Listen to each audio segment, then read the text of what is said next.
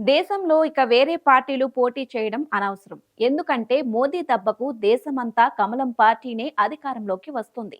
ఎందుకు వస్తుంది, ఎలా వస్తుంది అన్నది పక్కన పెడితే ఇక ఏ ఎన్నికలు జరిగినా మోదీ ముందు ఇతర పార్టీలు మోకరిల్లాల్సిందే.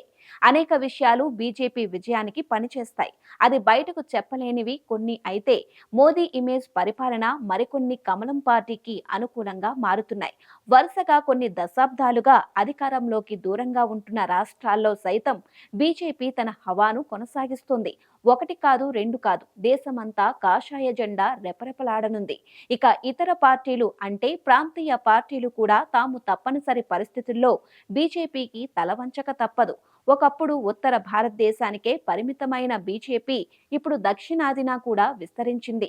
హర్యానా, మహారాష్ట్ర, ఒడిశా, ఆంధ్రప్రదేశ్లలో అధికారంలోకి వచ్చింది. బలహీనంగా ఉన్న చోట్ల పొత్తులతోనూ, బలమైన చోట ఒంటరిగానే పోటీ చేస్తూ బీజేపీ స్వీప్ చేస్తోంది.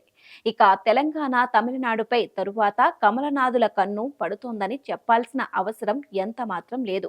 ఒడిశాలో కొన్ని దశాబ్దాల నుంచి బీజేపీ అధికారంలోకి రాలేదు.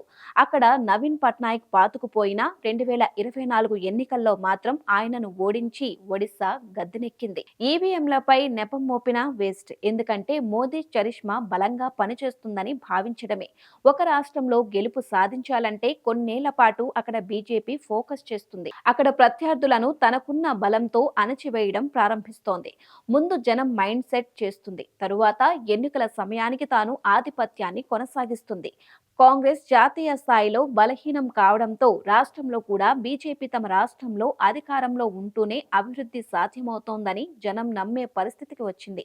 అందుకే ఇక దేశంలో ఇక ఏ పార్టీలు మిగలవు. ఒకటే మిగిలే అవకాశాలున్నాయని విశ్లేషకులు సైతం అంటున్నారు. ఉన్న ప్రాంతీయ పార్టీలు బీజేపీ ముందు మోకరిల్లడం మినహా మరేమీ చెయ్యలేని పరిస్థితి. అందుకే ఎన్నికల్లో ప్రత్యర్థులు గెలిస్తేనే జనం ఆశ్చర్యపోవాల్సిన పరిస్థితి ఏర్పడింది.